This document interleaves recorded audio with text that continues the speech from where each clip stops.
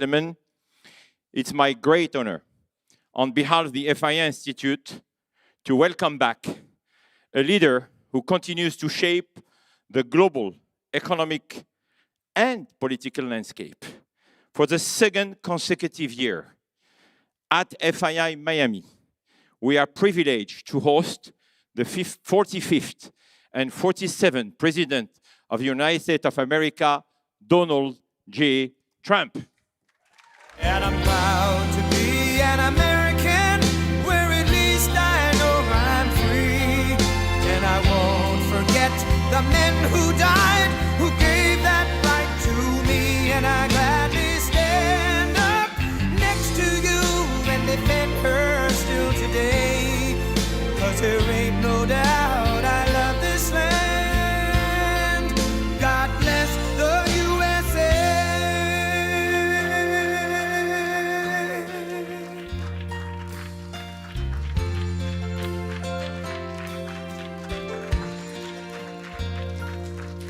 From the lakes of Minnesota to the hills of Tennessee, across the plains of Texas, from sea to shining sea, from Detroit down to Houston and New York to LA, where there's pride in every American heart, and it's time we stand and say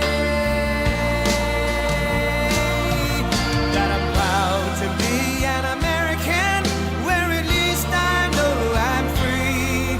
And I won't forget the men who died, who gave that right to me.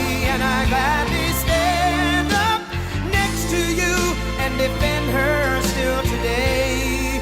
'Cause there ain't no doubt I love this land. God bless the USA.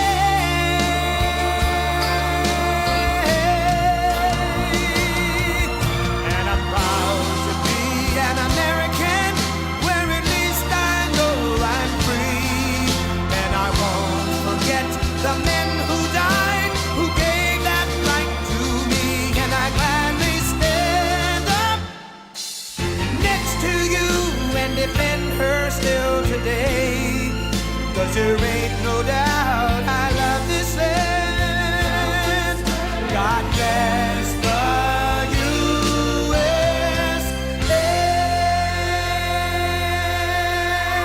Thank you very much. Thank you very much. A lot of rich people in this audience. I'm looking left, right, center, all the way in the back. They're rich too.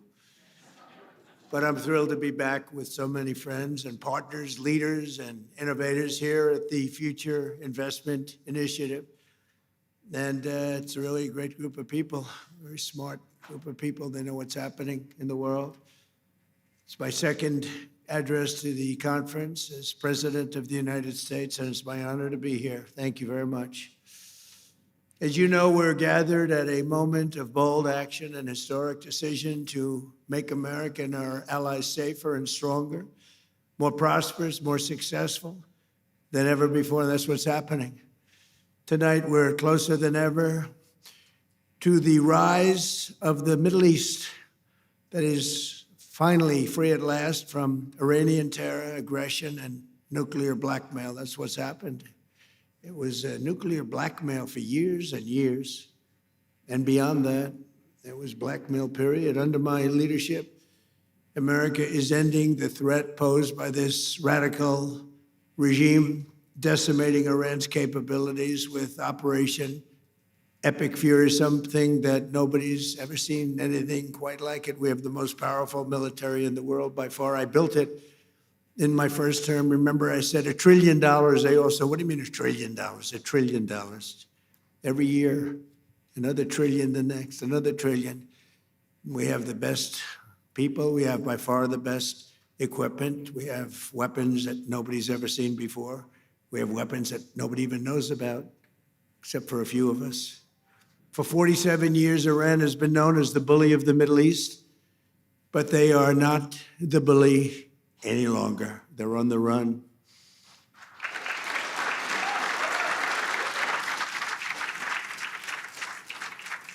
Last June, America's armed forces obliterated Iran's key nuclear facilities in one of the most spectacular military actions of all time. Nobody has ever seen anything like it.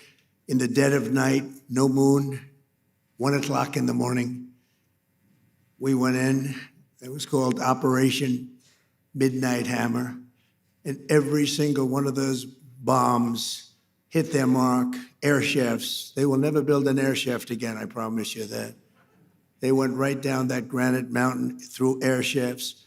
Most incredible technology you've ever seen, that a thing like that. And it was decimation, it was obliteration. One of the networks said, well, maybe it wasn't that bad. It was that bad. It turned out to be even more than we thought.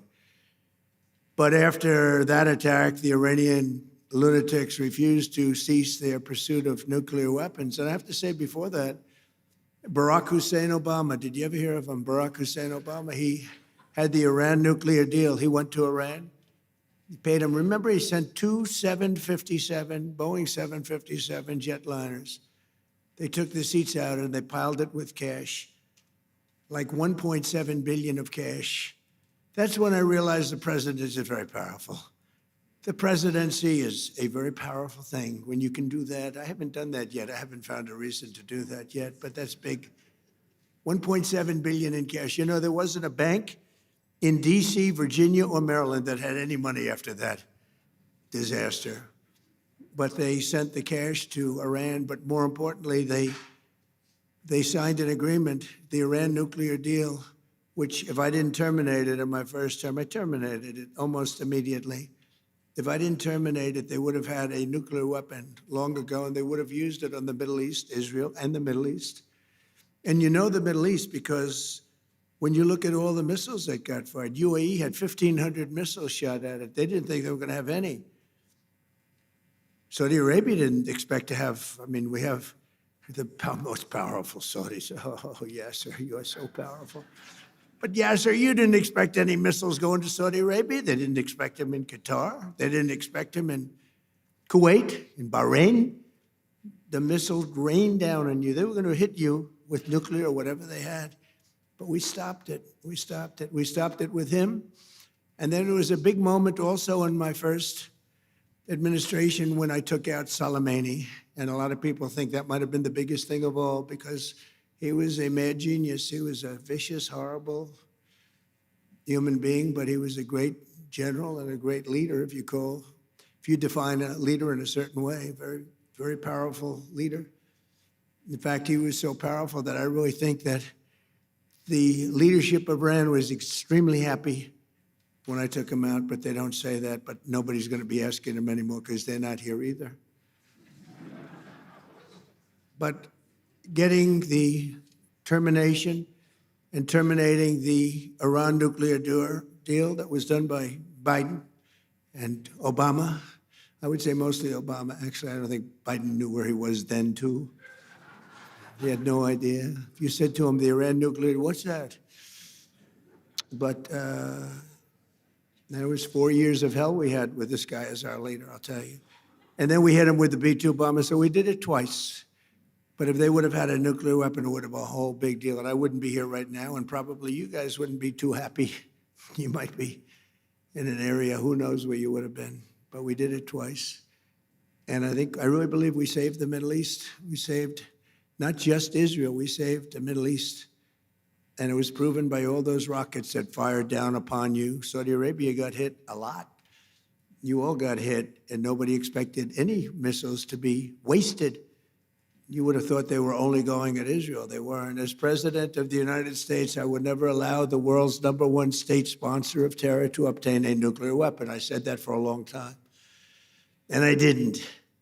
To defend America and our allies over the past 27 days, the U.S. Armed Forces, most powerful in the world, have been annihilating Iran's military capacity with force, precision, skill like the world has never seen.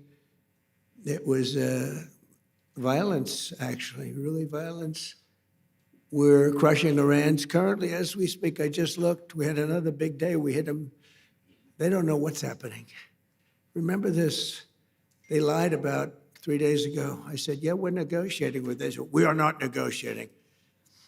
They're being hit so hard, anybody would be negotiating. They are negotiating. They're begging to make a deal. They're begging to make a deal. Turned out I was right. They were negotiating, which they admitted 2 days later. And in order to make up for their misstatement, they said, we're going to send you 8 ships of oil. And the following day I saw, this is 2 days ago, I saw on one of the networks, very strange, there were 8 ships of oil coming out of Iran. And then they actually said, we're going to add an extra 2. And they added an extra 2, so we had 10 ships. And then people realized we were actually negotiating. We're negotiating now, and it'd be great if we could do something, but they have to open it up. They have to open up the Strait of Hormuz. Excuse me for this. I'm so sorry. Such a terrible mistake. The fake news will say, he accidentally said, no. There's no accidents with me, not too many. If there were, we'd have a major story. No, well, we had that with the Gulf of Mexico. Remember the Gulf of Mexico? And one day I said, why is it the Gulf of Mexico? We have 92% of the area around it. They have 8%, really less than 8%. But for 350 years, it was called, they were there 100 years longer than us, Mexico. They're at 350, we're at 250. And I said, often asked myself, why do we call it the Gulf of Mexico? It seems like we dominate. Well, when I checked, it was more than 92%. So I announced, I wouldn't say Mexico was thrilled, but I announced that from now on, the Gulf of Mexico is going to be called the Gulf of America. And it took about 1 hour, and it was done. Everybody, the president called me. She's really a nice person, too. I like her a lot. She called up. She had the most beautiful voice. She's a very elegant woman, has a beautiful, beautiful voice. She goes, President, tell me, this is not so. No, it's so. Oh, it's so. And then Google Maps changed it. We won the court case in about 1 hour, and Google Maps changed the name. And it's now the Gulf of America, which it should be in all fairness. We're crushing Iran's weapons stockpiles, destroying their missiles and drone factories at levels nobody ever thought was possible, and turning their defense industrial base into nothing. Iran's navy is gone. It's all sunk at the bottom of the Gulf and elsewhere. Did you see the attack submarine that we have went after one of their boats? It was called the Solimani. It was the pride of their fleet, but this attack submarine goes like 60 miles an hour. I'd never saw anything. And it caught them in about 2 minutes. And that was the end of the Solimani. Now, then they're 100% dead. They have 22 mine droppers. They go on mine droppers. And the mine droppers, all 22 are gone. So I guess they can drop mines, but they're going to have to take them out by a rowboat because they don't have any boats. Their Air Force is dead, totally, completely dead. It's out of business. No planes left at all. Their anti-aircraft and communications capabilities are totally dismantled and dead. And their leaders are all dead. Other than that, I think they're doing quite well. No, their leaders are dead. Their supreme leader is no longer supreme. He's dead. The son is either dead or in very bad shape because nobody's heard from him. I think he says, just keep me out of this. This is the only country where nobody wants to lead. There's nobody. Who would like to lead Iran? Please raise your hand, a big audience of distinguished. Who would like to be our leader? Dead silent. Nobody wants to lead. Now, we have an amazing military. We have the greatest intelligence apparatus that anybody's ever seen. We can tell you everything that's going on. We know everything that's going on. We're achieving each and every one of the military objectives I laid out less than 4 weeks ago. And we're doing it really, I guess, we're 2 weeks ahead of schedule. We're not into it very long. We wouldn't have thought we would have been. We knew it was going to be easy. We call it a military operation. We don't call it a war. We call it a military operation. We're very disappointed, by the way, with NATO. They didn't come to our aid. I didn't try too hard, actually, because I wanted to prove a point. I didn't sell They probably think I'm a lousy salesman. You know, I said, would you like to help us? To President of France, Macron, nice guy. He is a nice guy. I said, Emmanuel, would you like to help? Yes, yes, yes. As soon as the war is over, we will send ships. I said, no. I don't want them when the war is over. I want them before we start.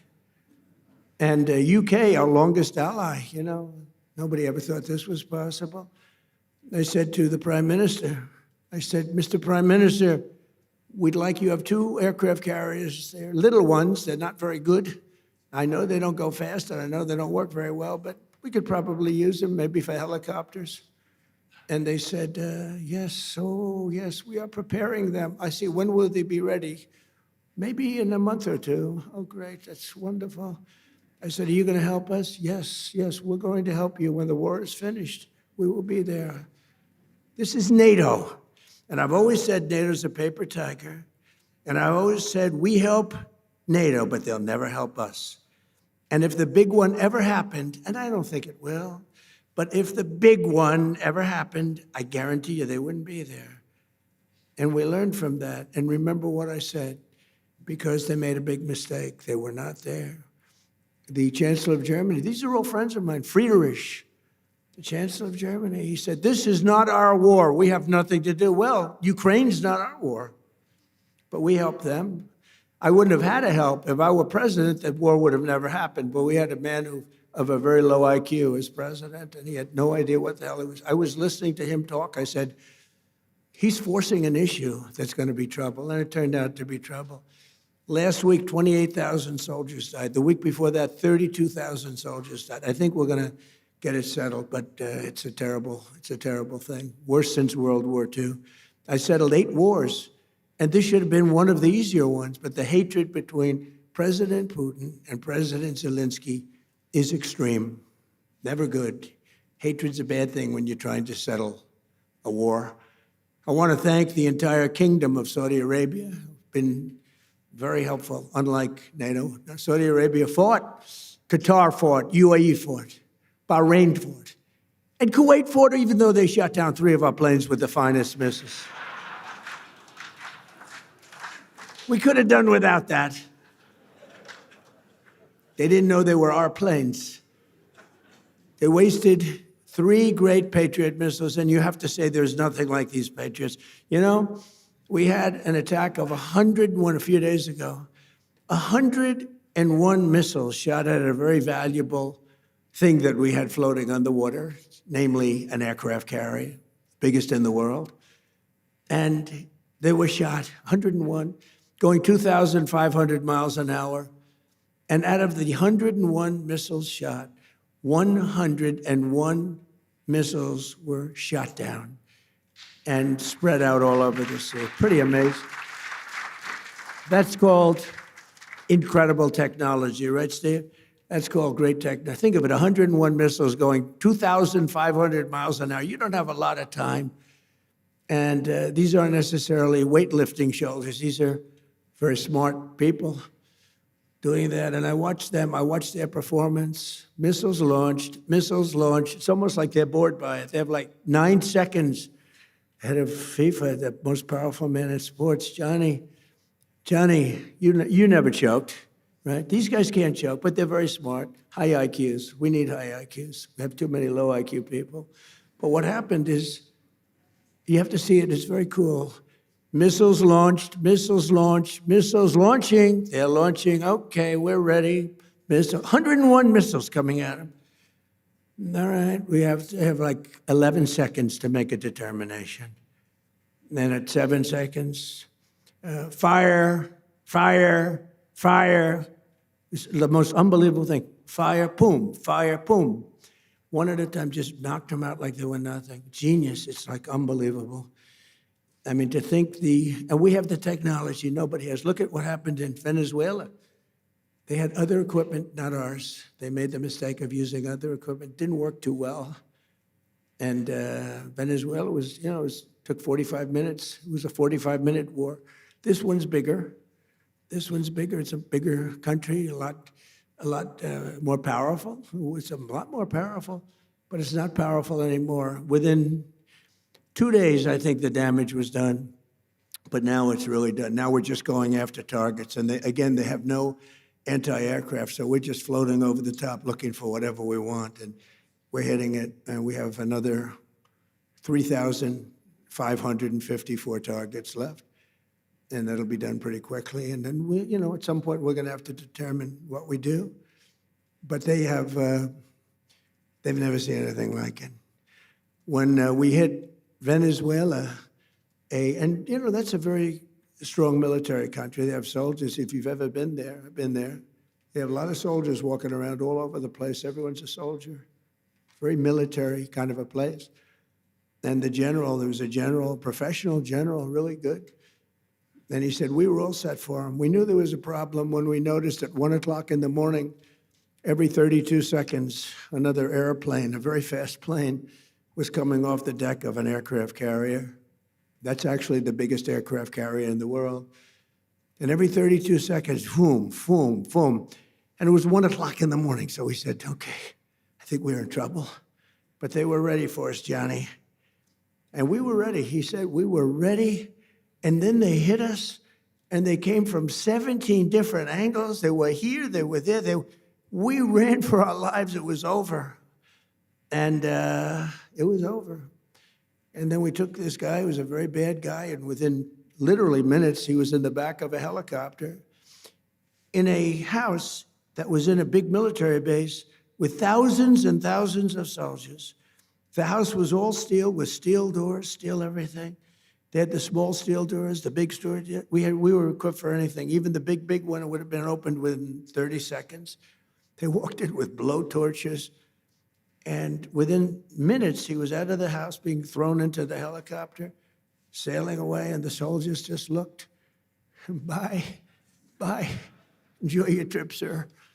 It was amazing. It was but this is more amazing what's happening now, because we took a very strong country. I could see Yasser, the problem you would have had. I mean, this was not a weak country. This was a strong country. They had over 10,000 missiles that they accumulated since October 2nd, if you think. Since the B-2s, really since the B-2s, they accumulated them in a matter of months, 6 months, but they had well over 10,000. They had rocket launchers. Rocket launchers are more important than the rockets, because you take a rocket launcher out, that's the end of that. People think you can take those big rockets and throw them out your window, like when you were a child with the paper airplanes. You said, it doesn't work that way. You need those launchers, and we knocked out now 97% of the launchers. That's why you may be attacked, but you're not being attacked with very heavy numbers of missiles like at the beginning. But in particular, I want to thank my friend, the Crown Prince Mohammed, who is a fantastic man and a great friend of mine, and a friend of all of yours, I think.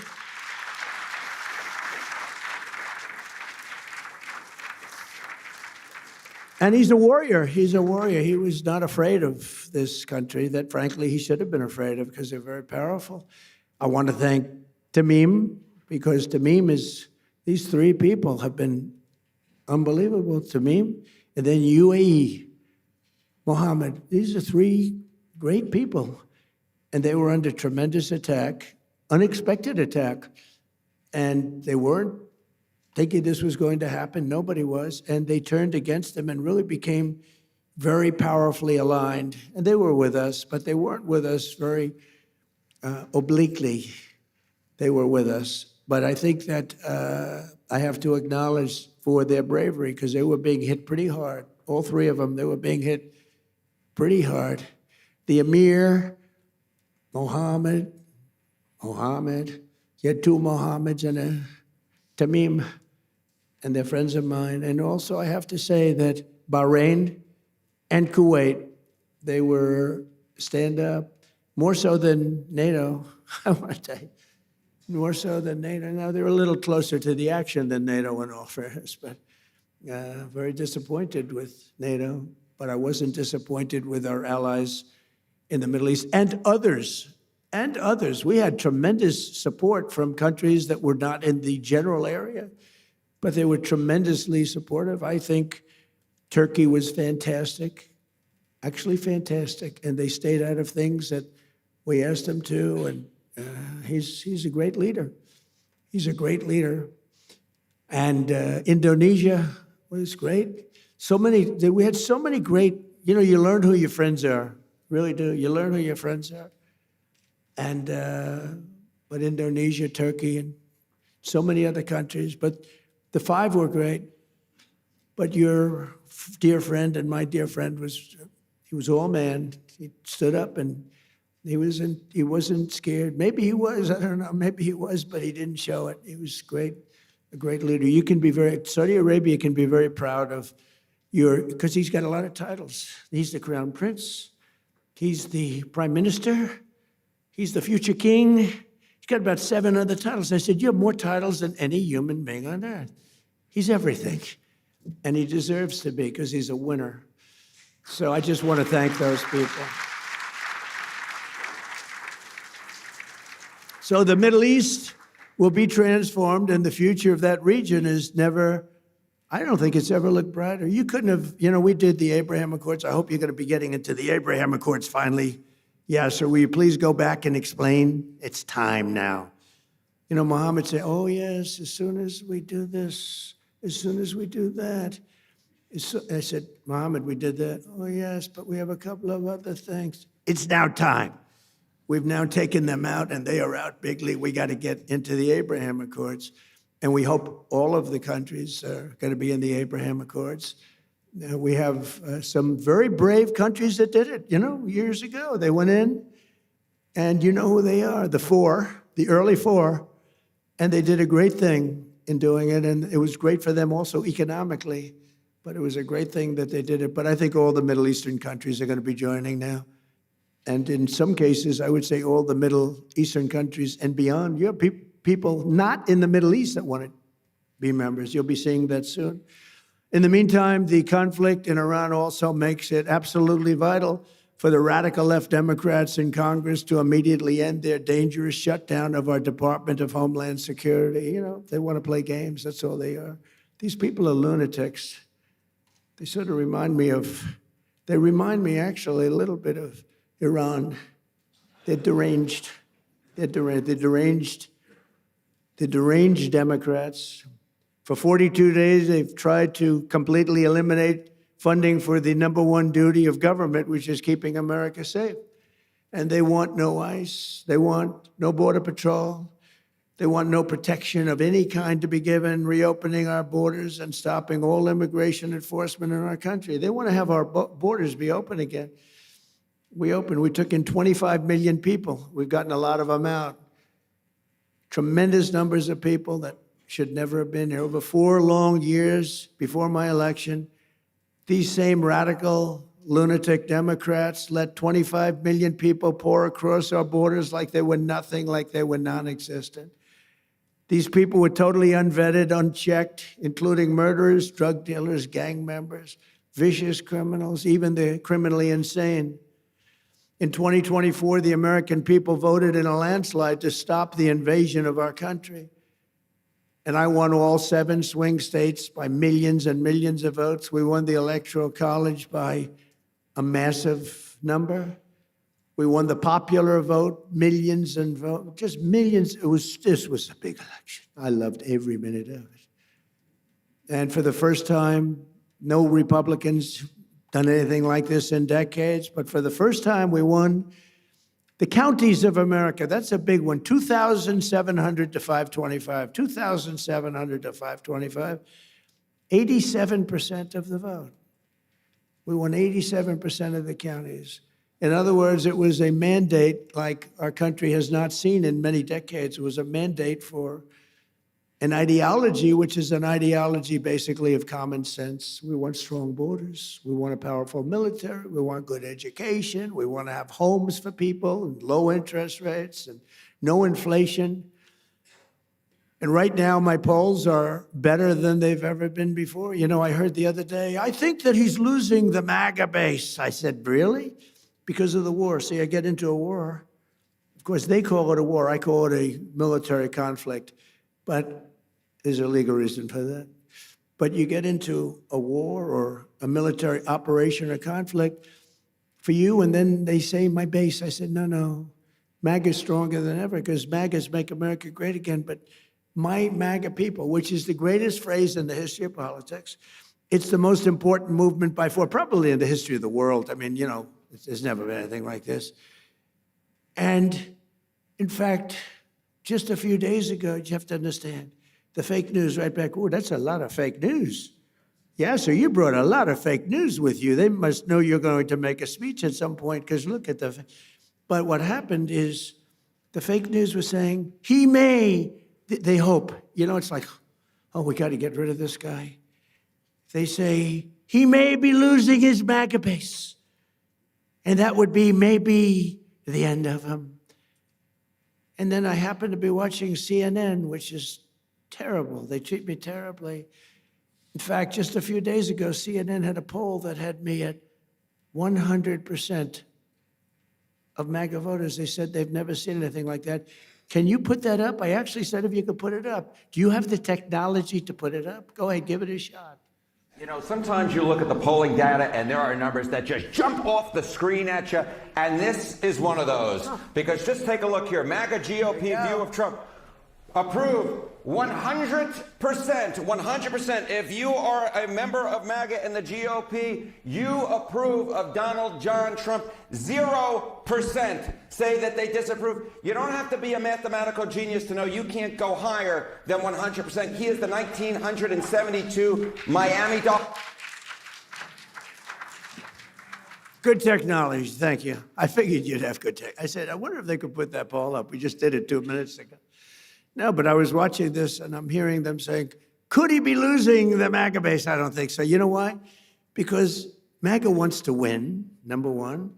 Number two, they want our country protected. They don't want another country out there that's hostile and crazy to have a nuclear weapon. And number three, they like us protecting certain allies, whether it's Israel or Saudi Arabia or Qatar or UAE, any of them. They want that. MAGA wants strength, and they want victory. They want success, and that's what we have, and we have been very, very successful. You know, when I went into Venezuela, I said, because I campaigned on the fact peace through strength, you wouldn't have to use. I built this great military. I said, you'll never have to use it, but sometimes you have to use it. And Cuba's next, by the way, but pretend I didn't say that, please. Pretend I didn't say that. Please, please, please, media, please, disregard that statement. Thank you very much. Cuba's next. So despite the radical left Democrat shutdown, we will continue to defend the sovereign borders of the United States of America, and we'll defend our allies. And your ally, you didn't know they were that tough, did you? You didn't know. They were pretty tough, Iran. Not tough anymore. Now we'll continue to deport dangerous criminal aliens from our country. Just days ago, an 18-year-old girl in Chicago named Sheridan Gorman was gunned down by a savage criminal alien led in by Sleepy Joe Biden and released in a Democrat sanctuary city. He was an animal. The same month, an 83-year-old veteran, highly regarded person, was shoved onto the subway tracks and murdered by an illegal alien with a long criminal history in New York City. These are vicious criminal thugs, disgusting human beings that Democrats have defunded our airports to protect. They want our airports to be defunded so that these people can come into our country. Not going to happen. We're not going to have it. That's why this week I deployed ICE to our airports to help reduce the delays. People there are doing a great job, but they didn't want to pay them. The Democrats didn't want to pay them. And a short time ago, I also ordered emergency funding to resume paying the TSA agents immediately. They're getting paid. Democrats must stop their dangerous and destructive shutdown and reopen the Department of Homeland Security without delay. And it's time that they start thinking properly. That's why they lost in such a landslide and put America first. It's time that they start thinking about America first. And we're honored to be joined tonight by many distinguished guests from around the world, including FII Institute Chairman Yasser Al-Romayan. Where are you, Yasser? Come here, stand up. Yes, yes, please. What a nice name. What a nice name. And his son, Faisal. And by the way, I've known him really well, but you know, I've never heard his last name. So I'm saying, who the hell is Yasser? I know Yasser. I said, who the hell is that guy? But I know him by Yasser, right? I didn't know if it was your first name or your last name. All I know is he's got a lot of power. All I know is he's got a lot of cash. And he's another great leader, actually, and he's a good friend of mine. So nice to be with you, and nice to be with your son. Son's beautiful. Saudi Minister of Finance, Mohammed Al-Jadaan. Thank you very much. Thank you very much. Nice to see you again. Good job. I mean, if you want to be a Minister of Finance, Saudi Arabia is a good place to do it, right? You don't have any dearth. There's no dearth of funds. Most places, they say, where are we going to get the money? How about a tax increase? Minister of State, Mohammed Al-Sheikh. Mohammed, thank you very much. Great honor.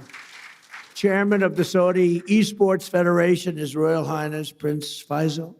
And of course, please. Thank you. And of course, the kingdom's wonderful ambassador to the United States, Her Royal Highness Princess Rima, who's great.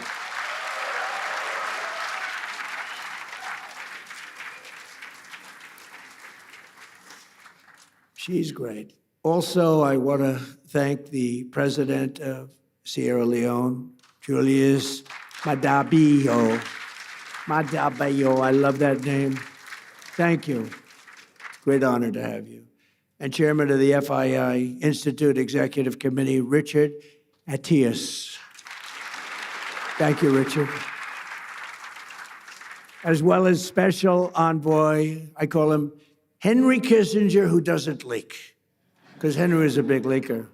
Richard Nixon would beat him. Henry, somebody's leaking on us. There's somebody leaking. Henry would say, we'll get to the bottom. It was Henry that was leaking. That wasn't good. So we have Henry Kissinger, better than Henry Kissinger, and he doesn't leak. Special envoy, Steve Witkoff. Thank you, Steve. Doing a great job. And he and Jared Kushner, they're like a team, and boy, I tell you, they're a good team. High IQ. It's a high IQ team. You want to find your high IQ people. Director of the Office of Science and Technology Policy, Michael Kratsios, a Greek individual. Where's Michael? He was at the Greek event. Hi, Michael. He was at the Greek event yesterday, so I know he's Greek. They asked me, please, sir, would you introduce Michael? CMS administrator, a phenomenal man, a brilliant man. You know, he had a show on television for like 20 years that was so great. I was on his show. He said, would you do me a favor? Would you go on my show? I said, yeah, I'll go on your show. It's a big show. It was very successful. And I went on his show, and he determined that I should lose weight. This is what I went through. He said, I think you should lose weight. I said, I don't need you saying that in front of millions of people. You don't have to tell me that. But he's a great guy, and I don't know how he ever got the job after that, but he's the most powerful man, actually. Medicine, him and Bobby. What a team. Bobby is great. He's great. Dr. Oz, you know that, Mehmet Oz. And they're coming up with things that are amazing, a little out of the box, but the out of the box guys are really finding things that are amazing. Autism, that's so important to us. We want to find out, why is it happening in such large numbers all over the world, but why is it happening in our country all over the world? And you're coming up with some pretty impressive studies and answers. A really good friend of mine, the president of FIFA, Gianni Infantino, and Johnny is great. You know, when I didn't get the Nobel Peace Prize, you got to understand, I don't care. Norway has lost so credible. I stopped 8 wars. I even stopped India and Pakistan. And they were going at it for a week. They had 9 planes already shot down. They were in a war. I stopped them. You know how I stopped them? I said, if you keep fighting, I'm going to put a 250% tariff on each one. No, you cannot do that. I said, I'm doing it. All right, we won't fight anymore. That's how I stopped them. I used tariffs to stop. You ever hear of anything like that? It was too much for them to bear. But they were going to be in a war. And the prime minister, actually a great guy, the prime minister of Pakistan said President Trump saved 30 to 50 million people. 2 nuclear countries would have happened. And I figured, I mean, if I don't get the Nobel Prize for Peace, nobody will ever get it. I didn't get it. I'm not surprised. I didn't get it. And the person that got it was shocked. She's a wonderful woman, too, by the way. And she said, no, I don't deserve it. President Trump does. Nobody deserves it. Nobody ever does. I stopped 8 wars, Yasser. Do you know what that is? 8 wars. You didn't stop 8 wars. You started 8 wars, Yasser. I stopped 8 wars. But it was a little early because, in all fairness, it was for the year before, right? It was for 24. But still, you thought they would have made an exception. But they didn't do that. You watch what happens. But it was sort of amazing. So she was so nice, and she actually came to the White House, and she presented me with her award. She's a wonderful woman. But stopping wars I think, is it's the best. I think I do it the best. I stopped wars that nobody thought. President Putin called me. He said, I can't believe you stopped this one and this one, which are impossible. Azerbaijan, it was an impossible war to stop. We stopped it. But we also have a man who's probably good at stopping wars. I know he's good at being a tough guy. He is a tough guy. He's been very tough on crime, and he's done a great job. Miami Mayor Francis Suarez is here someplace. Francis, hi. How are you? And we have our great son. He's got the best genes, I think, of any human being I've ever known. He's my son, Don Trump. Don. He's a great guy. And his fiancée, Bettina. Good, Bettina, good. No, my son's got the greatest genes in history. I'm a big believer in genes, by the way, I will tell you. My daughter, Tiffany, and her husband, Michael. My beautiful daughter. Great. And they have a new child, the most beautiful guy we've seen, right? Blows us all away, right? He's great. Thank you for being here. And countless other business leaders. We have so many friends of mine here, so many business leaders, but we can't go on because we have a couple of moments more to discuss the world and the economy. Over the past 14 months, the Trump administration has achieved perhaps the most dramatic one-year turnaround of any nation in all of history. A short time ago, a man that we just discussed, the king, the future king of Saudi Arabia, and I also love the king of Saudi Arabia. What a man he is. When I was there, we bonded. He would grab me to get up. He was a little frail at the time, and this was a long time ago, and he's still doing well. And he'd grab my arm to get up when I was sitting next to him. And they said that's the only time he's ever grabbed anybody. He would grab me all the time. And I said, I think he likes me. And he did like me, and he still likes me, and he's a great man, and say hello to him. He's a great guy with a great son. But a short time ago, we were together, and he looked at me, and he said, you know, it's amazing. 1 year ago, you were a dead country. Now you're the hottest country anywhere in the world. He didn't think this was going to happen. He didn't think he'd be kissing my ass. He really didn't. He thought he'd be just another American president that was a loser, where the country was going downhill. But now he has to be nice to me. You tell him he better be nice to me. He's got to be. But it was really something. He said, though, you know, it's amazing, President, because he's a very smart, but a regular kind of a guy. He said, you know, it's amazing, President. A year ago, in that case, it was a year and a half. It was 6 months ago. But a year ago, you were a dead country. Now you're literally the hottest country anywhere in the world. And that was before we beat the hell out of Iran. You know, now I think he's got to say even better. I think we have to up it. But he's fantastic. And everything we do, we're working to make America the #1 place on earth to do business. We passed the largest tax cuts in American history, including no tax on tips, no tax on overtime, no tax on Social Security for our great seniors. We provided 100% expensing and bonus depreciation so that anyone who wants to build a factory can deduct the entire cost of equipment and the entire factory in the first year. That used to take 38 years to do. You'd take it little drips. Now it's done. And you know, a lot of people remember that my first 4 years was the most successful time we've ever had financially in the history of our country. We had an unbelievable success, but this is much better. And by the way, when this war ends, it's going to be like a rocket ship. I thought we were going to go down more, and I thought oil prices were going to go up higher than they are now. It's not finished yet. I'm not saying it's sort of finished, but it's not finished. It's got to be finished. And I thought that we would see a bigger drop in stock. It hasn't been that bad. You know, it's sort of crazy. I hit 50,000 on the Dow. People said that wouldn't be possible within 4 years. I did it in 1 year. And then we hit 7,000 on the S&P. People said that's even harder than hitting 50,000 on the Dow.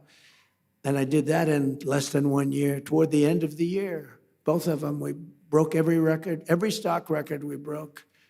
And you're big beneficiaries because so many of you invest in the United States, and keep doing it because it's going to be a rocket ship, you watch.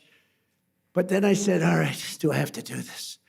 We have a country that's sick and demented, and they have a nuclear weapon, or they want to have one. They were very close to getting it. Remember, they were 2 weeks away. They were 2 weeks away. If we didn't hit that, I call it the nuclear dust. I use the term nuclear dust. If we didn't knock the hell out of them, they would have had a nuclear weapon within 2 to 4 weeks, and they would have used it on you and on Israel and on everyone else.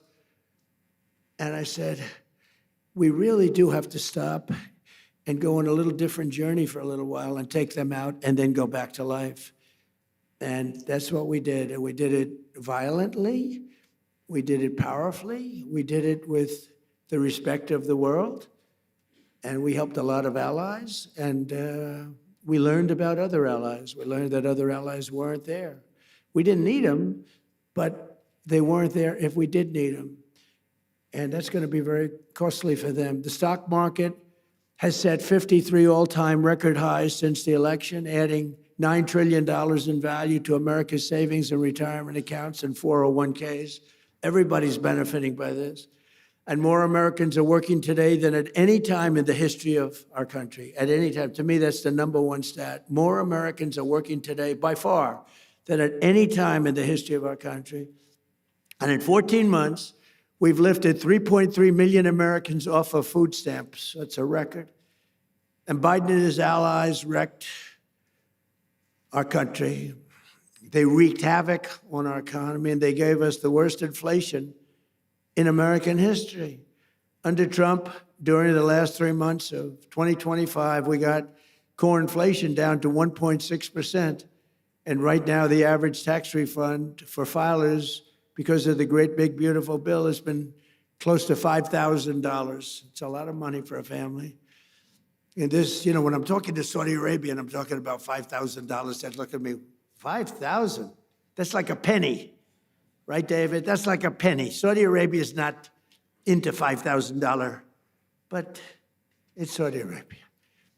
I just want to ask, are the Saudis impressed by the fact that a family has saved $5,000? I know they're looking like, what the hell is 5,000? Their shoes cost them more than 5,000. But that's the way it goes. We're talking about the real world. In his entire term, Joe Biden, I have 2 terms for him, Crooked Joe and Sleepy Joe. It's always been pretty, you know, I do sometimes a poll, which is a more accurate term, sleepy or crooked, pretty much even. I like sleepy. In his entire term, Sleepy Joe Biden got less than $1 trillion of new investment in the United States, a lot less. And in our first 11 months, 12th month is coming, it's going to be big, we did $18 trillion. Think of it, less than $1 trillion for 4 years. In 11 months, we did $18 trillion. And we have factories being built all over the country at a level that's never been seen before. And a lot of that has to do with the fact that I allow these plants and everything to build their own electricity. Well, we need big electricity. They're all building their own electricity. But a lot of it has to do with the tax bill, a lot of them, because it's really the biggest tax reduction bill in history, the great big beautiful bill.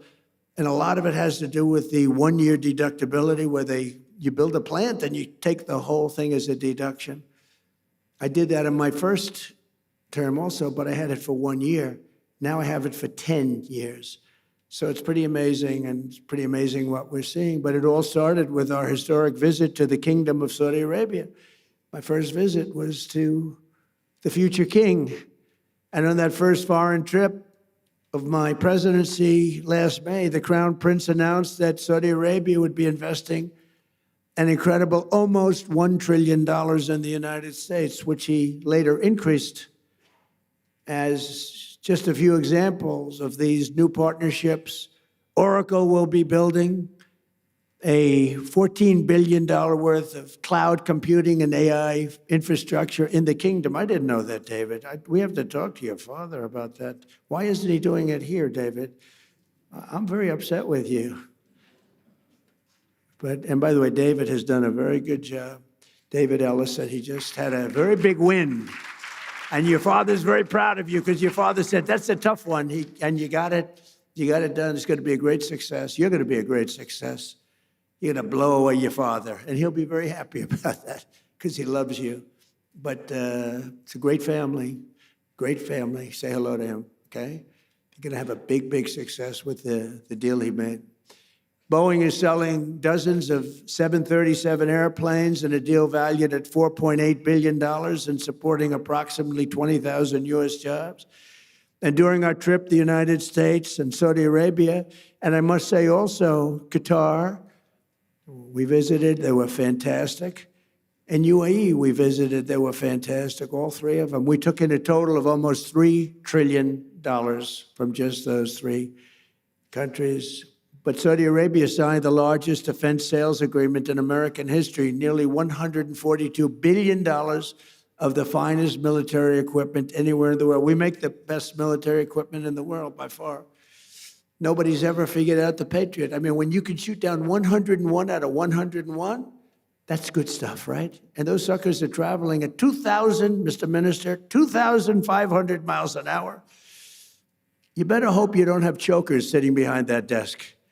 Because if they're about 1 second late, that's the end of it. You know, you say, well, we missed them. They're coming. When I hosted the Crown Prince at the White House last fall, we officially designated the kingdom as a major non-NATO ally, first time. And for the very first time, we agreed to sell Saudi Arabia perhaps the most capable fighter jet ever built, the F-35. The F-35 is amazing. And we sell them very sparingly. We don't want other people to have them. I'm confident that this partnership and so many others around the world will continue to grow and thrive because under President Trump, America once again fights and competes for one thing. We fight to win. We fight for justice and we fight to win. We don't fight to be politically correct like we did under other presidents where we fought to just keep fighting and fighting and fighting.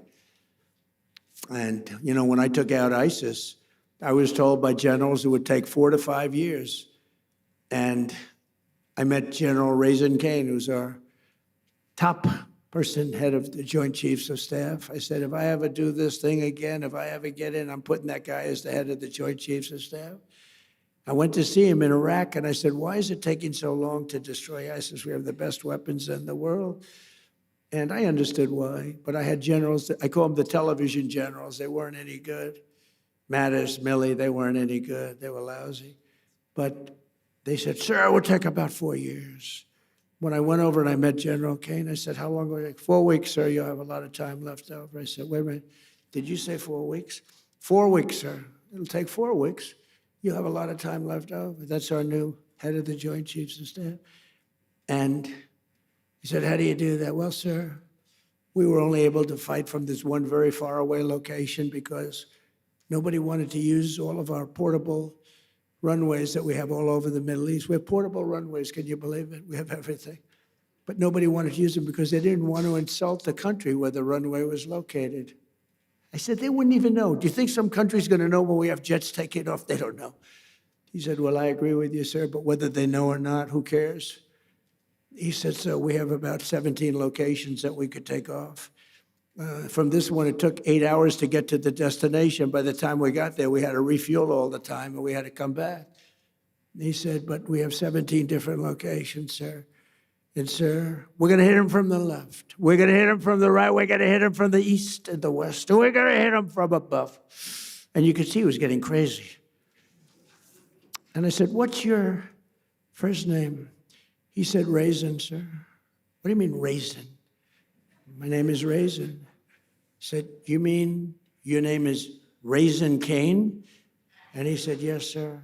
You're the guy I'm looking for. I've been looking for you for 4 frickin' years. I found Raisin Kane. His first name is Dan, but his nickname is Raisin. And I loved that. I loved Raisin Kane. And I said, if I ever get in, this was before I decided to even run, I said, if I ever run and if I win, that guy's going to be the head of the Joint Chiefs of Staff. That's exactly what happened. And he was all for me, and I'm all for him, but he's a great general. He's like one of these football coaches that's great. You know, there's some great ones, Johnny, right? And all they do is they sit, their wives are complaining, everyone's complaining. They never go, they don't see anybody. They just go into the room and they study film and tape it. Then they go out and win, and everyone says, how come? And other guys are out there playing golf. They're not winning. And he's been great, and Pete Hegseth has been amazing. He's been amazing. Pete has done a great job. He was born for it. I really believe he was born for it. We have a lot of great people. We have a lot. We had a great first 4 years, but the people we have now, you know, look, when I won, I'd never done it before. I ran, everyone thought I was doing it for fun. Even Steve Witkoff, he said, you're doing it for fun, right? No, I guess, I don't know. I didn't know what I was doing it for, maybe. But they all said, no, he's going to run, and in September he's going to have a lot of fun, he'll drop out. And then the debates came, and I did good in the debates, and we're knocking people off, all senators, governors, mostly senators and governors, all professional politicians, smart guys. You can't be stupid and be a senator or a governor. It doesn't work that way. Other than Biden, he got lucky. He was in a room, they locked him in a room, and he never got to talk. So, but that's a whole other story. But I ran, and then all of a sudden, there were 18 people, including me. Then there were 15, then there were 12, then there were 9, then there were 6, 5. It's like a rocket ship. 4. And then all of a sudden, I won. But I never did it before. I went to Washington. I said, I've only been here 17 times, and I've never slept over. I didn't know anybody. So I had to take recommendations from rhinos and some good people. I mean, there were recommendations, and some were really good. I mean, I had some great people. Look, I rebuilt our entire military in the first term. We got the largest tax cuts in history, the largest regulation cuts in history in the first time. We did good, but I didn't have the same people generally. But I went home and I watched this thing closely. And by that time, I knew the good, the bad, and the ugly. I knew the good ones. I knew the bad ones. And when I came back, I picked great people. We have an unbelievable, we're talking military now, but we have an unbelievable group because I got to know it. I was never in Washington. You know, it's hard. I never ran for class president. All of a sudden, ladies and gentlemen, your next president of the United States is Donald Trump. I said, really? I never did this before. Johnny, I said, how the hell did this happen, right? But it did happen, and we had a great first term. But the second term is blowing it away, to be honest with you. It's really blowing it away. And when we decide to leave, regime change, I guess we change the regime. The regime gets blown up every 2 days. No, everybody's afraid to announce who's the head. We don't even know who the hell the leader is. So I think we have regime change already. But we're going to be, at some point, we'll be leaving. And I think you're going to see a rocket ship because we won't have that dark cloud hanging over our heads, Steve, right, that we did before, which was a nuclear-armed, sick country of Iran, because it might have affected your country, Saudi Arabia, and the others, and it certainly affected Israel more than anybody, the hatred they have for Israel, but it also affected us, because with modern-day equipment, they can fly. And how about the fact that they flew a missile 2,700 miles the other day? They didn't say they had that. Nobody knew they had that. Went 2,700 miles. So we learned a lot, but we're determined to have the best technology, the brightest minds, the greatest businesses, and the strongest economic and security partnerships of any nation, anywhere in the world. And for this reason, we're also committed to ensuring the United States remains #1 in artificial intelligence. We're doing great. We're leading China by a lot. And I'll not allow radical left maniacs to sacrifice American AI leadership to red tape or political correctness. It's going good. We're doing really well. We're building factories all over America, the biggest in the world. And in America, we don't fear the future, we invent the future. We're really inventing the future. We have the most brilliant minds. And we invite all nations to join us in building the most powerful AI ecosystem on the planet. We're building more automobile plants than any time in the last 50 years. For a lot of reasons. I think #1, maybe the election, but #2, and a close #2, is tariffs. The tariffs are driving people in from Canada, Mexico, Germany, Japan, South Korea. They're coming in. We're building auto plants all over the United States, tens of billions. I met Mr. Toyota in Japan. I said, "What's your name?" He's about 92 years old. Sharp as a tack. "What's your name?" "Toyota." I said, "You're rich." I said, "Do you have anything to do with automobiles?" "Yes." "What do you have to do with Toyota?" "I own it." And I said, "Well, do you want to make an investment?" "Yes, we're going to spend $10 billion, spending $10 billion right now on building 5 plants. Everybody is. They're all coming into America. We're going to be hotter than we were 70 years ago when we dominated the automobile. We made all of the cars. My administration has also worked tirelessly to ensure that America remains at the bleeding edge of crypto revolution. We're really doing great. And if we're not going to do it, then China is going to take it over. They want to do it. We're going to be the undisputed crypto capital and Bitcoin superpower of the world. Bitcoin's very powerful. It's all becoming powerful. So many people now, they want to pay you in crypto. They want to pay you in Bitcoin. And we have to be at the top of it in all of these, call it an industry. Last year, I signed the landmark Genius Act into law, creating a clear and simple framework for dollar-backed stablecoins. And this was a historic achievement, and I'll not allow Democrats and their big bank donors, although they've had a lot of support for crypto. They will say that. The Democrats have been very strong on crypto. They want to see it too, which is shocking if you want to know the truth.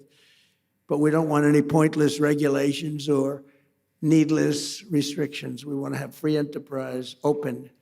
America became the world financial capital because we were the strongest and the freest nation on earth, and the Trump administration's going to keep it that way. We're very open. And I tell people, if you have problems, call me. And some of them are amazed. I actually take their call and get their problem solved. For 4 long years, our country was pushed to the brink of destruction by radicals and thugs and stupid people who punished success, pillaged our economy, dismantled our borders, and surrendered our strength. But today, all of that is behind us. Our country is prospering again, I think, like never before. I would say, it's amazing. I knew I'd do it. I didn't know I was going to do it. I had no idea it was going to be this fast. But you never know.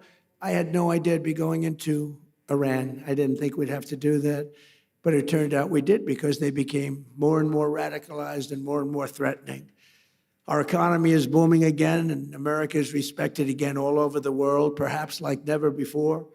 With the help of business leaders, innovators, allies, and partners like those in this room, incredible people in this room, incredible success stories, the most successful people in the world. We'll seize every opportunity, overcome every challenge, defeat every threat, and America and our allies will thrive and prosper and win like no nations have ever won before. You're going to win like you've never had before. So I want to just thank everybody very much, and I'm asked to take a few questions. And unlike other politicians, they would like the questions screened. I don't ask for screening of the questions. You can ask me anything you want. You can talk sex. You can do whatever the hell you want. I'm here for you. Whatever question you want, you can ask. So do you want to do that? Do we have some people handling this? Here he comes. Look at this man. Very powerful man coming up, ladies and gentlemen. We'll take some questions. Good. Thank you. Thank you very much, Mr. President. Thank you so much. And thank you for accepting to take 5 questions. We don't want to take too much of your time. So let's talk about business. In one sentence, where should the world invest in America right now? Say it, what? Where should the world invest in America right now? Well, look, the one that they're going crazy about is AI. Now, sometimes you'll say, let's go the opposite, because I've seen it. You know, everyone goes, but AI is going crazy. AI, so my family, we made Don, the whole family. Erica's doing a good job. All of us, Ivanka, we liked real estate. When you can make money in real estate, it's a great business. But I see some of these guys come into my office, they're wearing a T-shirt and they're 24 years old. Dad, he's got a net worth of $24 billion. I said, you gotta be kidding. Off a little contraption. So, but the money seems to be, right now, AI. And also, if you're in school, like you're going to the Wharton School or the Stern School or any of these great schools, I mean, the numbers that they're paying to go into that business is incredible, where you see people getting a $10 million bonus to sign, like baseball players or football players. We're giving you a $10 million. I mean, I hate to say because it sounds ridiculous, but there have been some $100 million bonuses paid to sign. So I think probably if you're going to say one thing, AI, and just hope that it works, right? You better hope. So, Mr. President, what is the one leadership trait the world is missing right now? What is missing in leadership? Well, it's winning. You got to win. You know, I've watched a lot of people, leaders, great leaders. And, you know, the one thing about sports is you break it down into, you know, a 2-hour period, something nice. You don't have to wait a lifetime to find out is somebody a winner or a loser. You got a lot of losers, mostly losers, fortunately. It's a good thing to have a lot of losers. I always like to hang around with losers, actually, because it makes me feel better. I hate guys that are very, very successful and you have to listen to their success stories. I like people that like to listen to my success. But I find, and I found this, and I'm only kidding, I want to say that, sort of. But I find that people that win, it's much easier to lead when you're successful and you win. You know, Vince Lombardi was a very tough person, a very tough football coach. He was sort of a violent guy, actually. I knew him. But he won, and he got away with things because he won. You know, I used to say, if you win, winning helps you to become a better leader. People follow you if you win. And not everybody can win. Some people win, and some people don't win. But when you win, it's a lot easier to lead. Talking about winning, Mr. President, the world is entering in a new economic era. Who do you think are the winners and who do you think will be the losers? Are you talking about as nations? Yes? Well, or sectors? The United States right now is the hottest country anywhere in the world, by far. And we've done it very quickly because we have a good system. Now, it's somewhat radicalized because the Democrats are really holding us back, and you better hope they don't get in because they'll destroy a lot of what we've built. But right now, the United States, as the king, future king of Saudi Arabia said, we're the hottest country anywhere in the world. I must say, I respect China greatly because it's amazing that with a system that in theory shouldn't work, you know, we go to school and we go to the best business schools and we do well in those schools. And we read about free entrepreneurship, and we read about all of these different things. But you look at China, how well they do, how well they manufacture. I mean, they manufacture cars so many that they actually have a contest for who can manufacture the least cars because they have so many cars. You have to have great respect for China for the job they do. Like them or not like them, you have to respect them. So precisely, you will be going to China in May. Yes, I'll be going. We had a meeting, and I called up President Xi. I get along really well with him. He even approved the TikTok deal. He said, I will not approve that deal to other people, not to me. And I thought it was good if we could keep it going. I like it because I'm the #1 person on TikTok. Can you believe it? I put a chart up there, another chart. You want to put another chart up? Like we did with fake news CNN. I said, you know, let's see what happens. So we got a group of very big investors, the biggest investors, and they really wanted to buy TikTok. And I did very well on TikTok in the election. I won the youth. You know, I did tremendously well with youth because of TikTok and other things, certain interviews, et cetera. But I did very well. And I sort of developed a liking for it. And I was told that it will never be approved by China. You had to get approval. And I didn't really care. And then it got to a point where all of these very successful people were willing to pay a lot of money for TikTok. And I called up President Xi. I said, do me a favor. Will you approve it, please? It's good. It's good for China, good for us, good for everybody. Would you do me a favor? I know you said it was a hard no. And I said, I know you said no to everybody, but you haven't said no to me. Would you do me a favor? Would you approve it? It's good for China. It's good for us. You have a lot of big investors. They're investing in China also. They have a lot of money in China. I would appreciate it. He said, okay, I'll do it. Nice. It was very nice. And they bought TikTok, and it's going to do good. And it was done with the consent of China. We get along well with China. You know, China used to take big advantage of us, but they don't take advantage of us anymore. Now we compete very nicely with China. We put tariffs on China. The tariffs got too high. At one point, they were up to 145%. You know, I was saying, nope, put tariffs on that, put tariffs on for fentanyl, add 20%. And then one day I said, what's China paying now? Sir, they're paying 145%. I said, 145? That's crazy. I got a little carried away.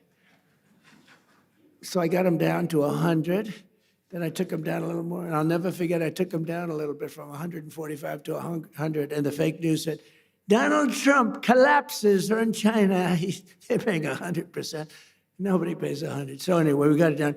And now we have a great business relationship with China. I've always had a good relationship with President Xi, except for the COVID situation, because I wasn't thrilled about that. He wasn't thrilled either, by the way, but I wasn't thrilled. But I have great respect for him as a leader. And we had a deal. I was going there, and I didn't want to go during the war. I said, look, you know, we have a thing called a war, or as they would rather say, a military operation. This is for legal reasons. I say military, because as a military operation, I don't need any approvals. As a war, you're supposed to get approval from Congress, something like that. So I call it a military operation, but we have that going along, and I'd like to delay it. So we delayed it a few weeks, so I'll be going very shortly. Mr. President, we have few leaders here, business leaders from Africa. And of course, we have His Excellency, the President of Sierra Leone. What is your vision about Africa today? Well, I tell you, it's got tremendous potential. Now, I've been hearing about this for a very long time, and I have a lot of friends that have bet the ranch on Africa. They're very smart. It's got tremendous earth. It's got tremendous value underground, which is a very important. So do we. So does America. We have the most oil and gas and coal and everything of any nation on earth. There's a big advantage. But Africa has tremendous value in its land, and if they can unify and get together, I think it's got tremendous potential. I have a lot of very smart friends that they're putting everything into Africa. What do you think, Mr. President, is today the biggest mistake that leaders are making right now? Not sticking together. I think that NATO made a terrible mistake when they wouldn't send a small amount of military armament, when they wouldn't send just even acknowledge what we were doing for the world and taking on Iran. I never considered it very risky, but war is always risk. You know, a lot of strange things happen in war that are very bad, but I didn't consider it. I know how great we're the greatest military by far. Anywhere there was nobody close. I didn't think there was a big risk, but there's always surprises with war. They can be very bad surprises. I mean, wars are lost that should be won. Many wars are lost. You think a country is going to wipe somebody out, and they end up getting wiped out themselves. So it's always risky. But I think a tremendous mistake was when NATO just wasn't there. They just weren't there. It's going to make a lot of money for the United States because we spend hundreds of billions of dollars a year on NATO, hundreds of protecting them. And we would have always been there for them, but now based on their actions, I guess we don't have to be, do we? Mr. President, That sounds like a breaking story, yes, sir? Is that breaking news? I think we just have breaking news. But that's the fact. I've been saying that. Why would we be there for them if they're not there for us? They weren't there for us. If you had one bet on the future, what would it be? That the United States will, with good leadership, remain the dominant country anywhere in the world. But you still need leadership. I mean, look at the last 4 years were so bad with the bad leader. You need leadership. And, in theory, you need to have that. You need the open, fair elections. You need a free press. We have a terrible press. We have a very corrupt media. Think of it. I got 96% negative stories, and I won in a landslide. And you know what that means? That means that the media has no credibility. You can't get mostly bad stories, fake stories. They were fake. The polls are fake. That's why I appreciate that one poll that I saw up there at 100%. She's never seen 100%. Nobody has. But you have to have a free and open media. And when a media can give you 96 to 97% bad stories, they write stories about it. Trump received 97% bad stories, and I won in a landslide. And that means very simply that the media has no credibility, because that can't happen. Now, I also have a voice more than most people. I can come up and talk about it and convince people without necessarily reading the New York Times, which is fake. I mean, if you read the New York Times, you would think we're doing badly against Iran. Remember, they have no Navy, wiped out. 159 ships at the bottom of the sea in 3 days. They have no Air Force, all wiped out. They have very few missiles left. Their drones are at a minimum. Their factories are gone. Their leaders are gone. The leaders are all dead. They're all dead. Nobody ever heard of the people that are left. And if you read the Times, you think we're doing poorly. It's almost treasonous, I have to be honest. It's almost treasonous. But fortunately, we have other media that's fair and honest and honorable. And you have to go out and do some of your own talking, because nobody else will. You know the expression? I have to sell myself because nobody else will. My last question, Mr. President, is the same question I asked you last year. What do you want your legacy to be? Well, I'll tell you what. So I told you that I settled 8 wars. That means millions and millions of people. And some of those wars were going on. One was 34 years, one was 32 years, one was 29 years, one was 22 years. They were long-term wars and a lot of people being killed every year. So I've saved millions and millions of people. And I mean, I know it doesn't sound right for me to say this, but I'd love my legacy to be made as a great peacemaker, because I really believe I'm a peacemaker. It doesn't seem it right now, but I think I'm a peacemaker. Okay? Ladies and gentlemen, Mr. President of the United States of America, Donald J. Trump. Thank you.